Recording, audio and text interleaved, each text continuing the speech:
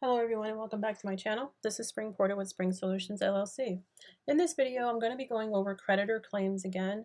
So this is for companies or individuals that have filed claims in cases and they're getting money back. It's usually businesses. I had a subscriber reach out to me and they left a message basically saying if the company is closed, if it's dissolved, who claims the funds. So if you're interested in learning that, please stay tuned. Please note that I am not an attorney. This information is not indicated as legal advice. So I am working in the state of Maryland on the unclaimed funds locator, and I have two cases pulled up. One case where the individual or company has filed a claim and the company is still operating. The other company is dissolved. They have no website, and I'm going to show you in both cases who you can contact to let them know that they have unclaimed funds available. So in this case right here, Clark Turner filed bankruptcy. This is the case number. Again, this is in Maryland. This company, Jerry Siding Roofing, filed a claim in this case, and this is how much money they're getting back. The reason why it's broken out twice is because the court distributed money two times. That's just the way that they did. Maybe some assets were sold and the money came in separately. But the total amount is $953.22 for Jerry Siding Roofing. The first thing you want to do is click on the envelope. You want to see the last known address, and you also want to see if they're represented by a company or by an attorney. There could be collection agencies working on behalf of Jerry, or it could be an attorney that's handling this collection file for him. So in this case, it appears as though he is the one who is filing this. So let's see. You take the case number and you plug it into Pacer. I have numerous videos and I'll show you how to do that already. I'm going to just put a link to a description in the description box on a video where I show you this step by step. So you plug in the case number and you click on the claims register for this case, and you're going to be looking for Jerry Siding Roofing. You're looking for the claim that he filed. When I pull this up in Pacer, it lets me know that up here again, a few things. This is the case number in the case. This is the claim number of Jerry's claim. It was filed in on this date, February the 9th. When I go further down, I see that he actually has an attorney. This is the attorney's information. He's located in Glen Burnie. This is his email and his telephone number. Now, when I clicked on the envelope in the funds locator, it didn't say care of Allen Esquire. So sometimes the information here is not always accurate, right? So now you want to either reach out to this attorney, and it looks like Jade Allison Bloom is the person who actually filed this. So you can call Jade, or you can reach out to someone in Jerry's office. And the reason why I say that is, although this business or this law firm represented Jerry, it seems like all they did was just file the claim for him. They didn't follow up to see what happened after the claim, if there was money issued. There are funds still available to Jerry, and Jerry doesn't even know. So they haven't serviced their client properly.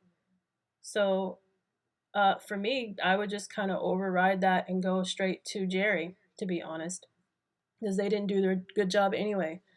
And keep also in mind, page 2 of a claim will tell you how much they filed the claim for. Now we see here that the claim is well over $100,000 for goods and services performed because they got a judgment.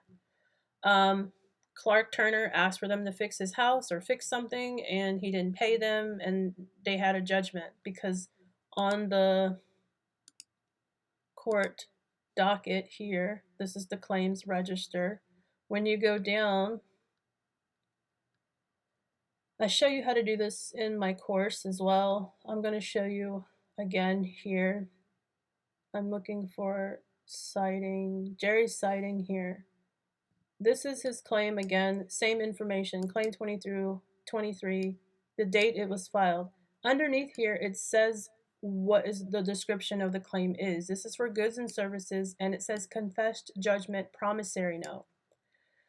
So Mr. Turner said, oh, I promised to pay you. I'll sign a promissory note. And obviously he did not make good on it, and he's filing bankruptcy. Another thing to mention, this promissory note and judgment, it probably includes attorney's fees, interest, post-judgment interest. Excuse me. And now the court is only giving him like $955, right? Or $953. So he probably is not even wanting to collect this, but you can still, ask. So that is a huge difference. And it probably is just because this could be the principal amount. Everything else could just be interest added and attorney's fees. So anyway, let's go back to figuring out who we're going to call. So again, you can call the attorney's office, the person that filed the claim. You can go to Jerry's website. This is his website. Here's the telephone number. You can call someone, maybe the secretary, ask if she can point you or he can point you to someone in the collections department, someone handling bankruptcy collection claims. Now, they may give you their attorney's office, but you don't know that. You have, again, two people that you can call so far, Jerry's office or the attorney's office. Now, let's say that Jerry didn't have a website. He didn't file a claim. Let's say the trustee just gave him money because there's leftover funds available, and he actually didn't file a claim. So you're going to go to the register website for businesses. This is the business entity search in Maryland. I believe every state should have one of these. This is free. I don't even have to log in here for this. I just typed in business entity search Maryland, and this pulls up. I plug in Jerry's Siding and Roofing, that company. And right here you can see it's incorporated, it's active. So we're going to click on the active, and this says everything that you need to know. The principal office, and it also gives you the resident agent. The resident agent is someone that will take legal documents and legal papers. Let's say we wanted to sue Jerry. We would sue the company in care of Cynthia Varholy, because she would take the legal documents and they would probably give it to an attorney. But this is what the resident agent is. Let's say we had a garnishment. We had to mail a copy to the company. We would mail it to her.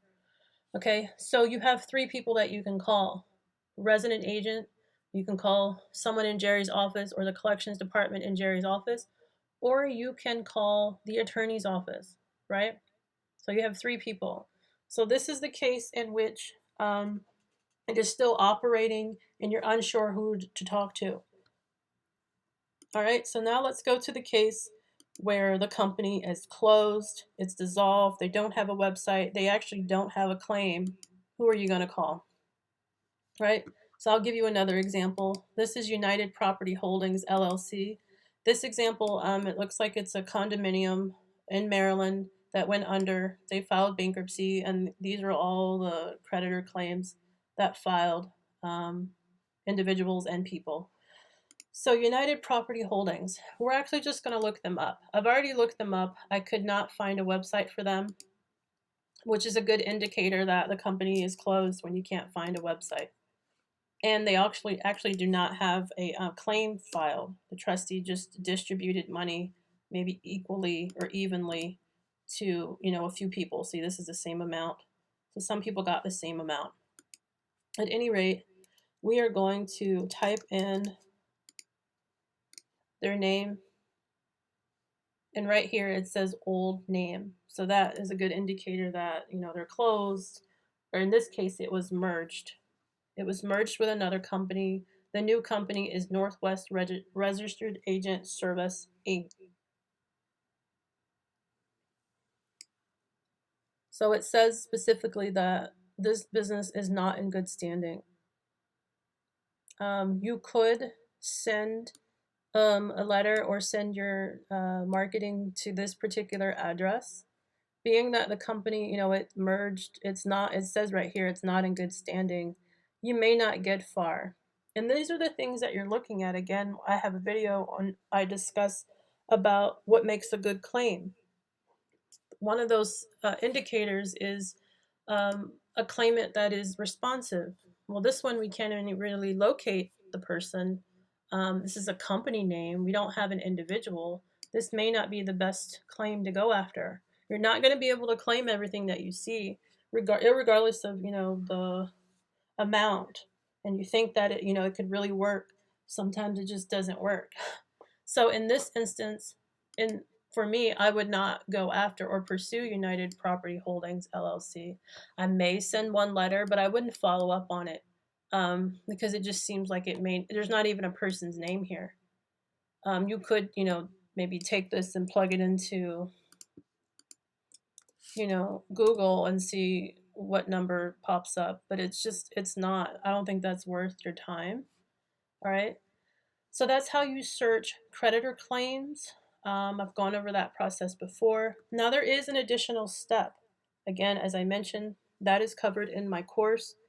This right here is just sort of the preliminary information on, reaching out to the creditor. But when it comes time to filling in the documents and what you need, there's further information that I don't include on my channel.